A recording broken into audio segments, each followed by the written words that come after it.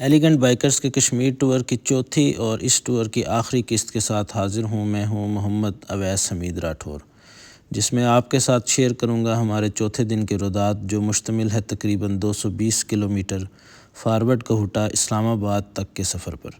اس سفر میں آپ سیر کریں گے فارورڈ کہوٹہ، محمود گلی، لسٹنہ، تولی پیر، کھائی گلہ، راولا کوٹ، ارجہ کراس، کوٹلی ستیاں اور اسلام آباد شہر تک کا سفر۔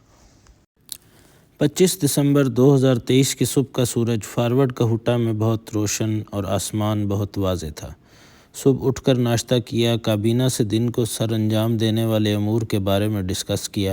حسیب بھائی کی بائک، جس میں چین کا سیریس مسئلہ ظاہر ہو چکا تھا، اس پر توجہ دی گئی اور اس کی شافی مرمت کے بعد قافلے کو لالہ عظمت کی طرف سے روانگی کی اجازت ملی۔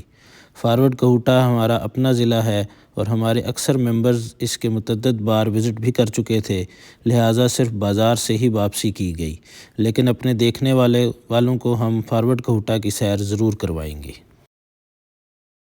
حویلی فارورڈ کہوٹہ کو اگر آزاد کشمیر کا سب سے خوبصورت اور سب سے کم ایکسپلور شدہ علاقہ نہ کہا جائے تو ہر زاویے سے زیادتی ہوگی۔ اگر کسی نے جموں اور کشمیر دونوں کی جھلکیاں ایک وقت میں دیکھنا ہوں تو اسے حویلی فارورڈ کہوٹہ ضرور آنا چاہیے۔ فارورڈ کہوٹہ آزاد کشمیر کا وہ واحد علاقہ ہے جو ایک طرف سے آزاد کشمیر کے پونچھ اور باغ ضلع سے لگتا ہے، جبکہ تین اطراف سے بھارتی مقبوضہ کشمیر کے پونچھ، پیر پنجال اور اڑی سیکٹر سے لگتا ہے۔ نالہ بیتاڑ اس کے دامن میں سے گزرتا ہے اور ضلع کو مجموعی طور پر دو حصوں میں تقسیم کرتا ہے۔ جہاں اس کے ایک طرف کے علاقے میں ہلنا آبشار اور سنکھ کے میڈوز ہیں تو دوسری طرف نیلفری، درہ حاجی پیر جیسے مقامات ہیں۔ ساتھ ہی بیڈوری جیسی پیک بھی اسی علاقے میں پائی جاتی ہے۔ تھوڑا سا اگر باغ کی طرف رخ کریں تو شیرو ڈھارا، مانجی شہید، لسڈنہ اور محمود گلی بھی آپ کو اسی علاقے میں ملیں گے۔ مقامات تو ڈھیروں ہیں، سب کا نام لینا ممکن نہیں، مگر اللہ نے اس علاقے کو بہت حسن دیا ہے۔ واپسی پر کہوٹہ شہر سے نکلتے نکلتے ہمیں 12 بج گئے تھے۔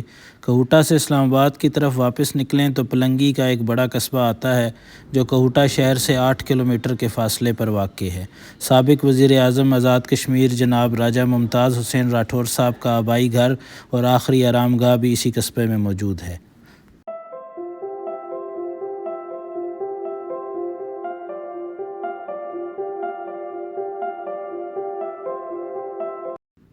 اس کے بعد گگڈار کا بازار آتا ہے۔ گگڈار کے بعد حسن کی وادیاں مزید زور پکڑنے لگ جاتی ہیں۔ جنگلات کی کثرت علاقے کی خوبصورتی کو مزید اضافہ بخشنا شروع کر دیتی ہے۔ اس ماحول میں کھوئے کھوئے ہم محمود گلی پہنچ گئے۔ محمود گلی حویلی کا انٹری پوائنٹ ہے جہاں سے باغ اور عباس پور کا رستہ علیحدہ ہوتا ہے۔ ہم نے باغ جانا تھا، لہٰذا سیدھا لسڈنہ کی طرف نکل گئے۔ یہاں سے آگے لسڈنہ تک کی خوبصورتی پر میرا قلم اور زبان بیان کرنے سے قاصر ہے، لہٰذا خود ہی دیکھ کر فیصلہ کریں۔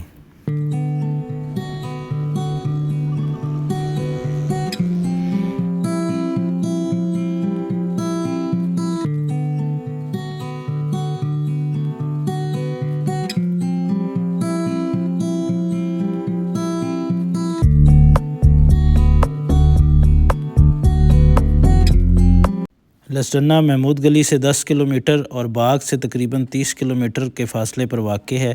یہاں پر ایک سرکاری ریسٹ ہاؤس بھی بنا ہوا ہے اور کھانے پینے کے لیے بھی انتظام موجود ہے۔ یہاں شیرو ڈھارا، مانجی شہید اور درہ حاجی پیر کا بھی ایک راستہ نکلتا ہے اور ٹورسٹ پوائنٹ آف ویو سے یہ سارے علاقہ جات بہت ہی اہم ہیں۔ حال ہی میں یہاں سے تولی پیر ایک نئی روڈ قائم کی گئی ہے جو ابھی تک مکمل تو نہیں ہوئی، لیکن گاڑی چلنا شروع ہو گئی ہیں، لہٰذا ہم نے بھی اپنا رخ اسی طرف کر لیا۔ روڈز پر بائک تو آرام سے چل رہے تھے، لیکن گرد کی بہتات تھی جس کی وجہ سے سب گرد و گرد ہو گئے، اور جب تولی پیر پہنچے تو معاملہ کافی خراب ہو گیا۔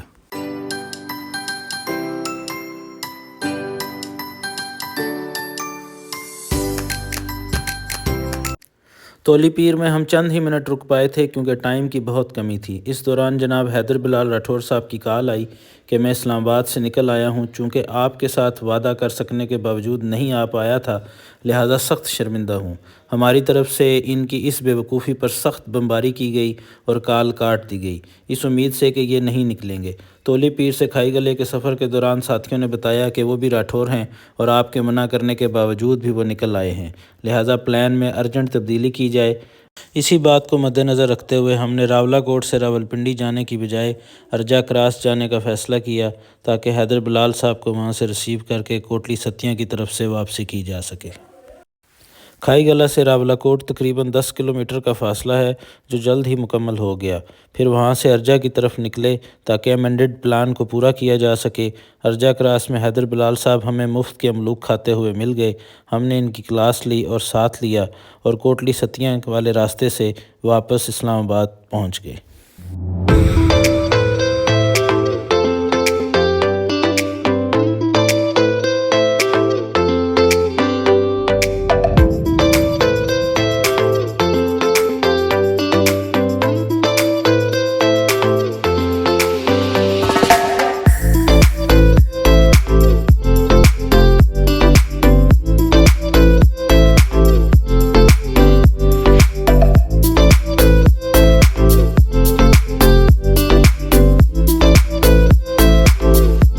یہ تھی ہماری 4 روزہ سفر کی آخری قسط۔ امید ہے یہ سلسلہ آپ کو پسند آیا ہوگا۔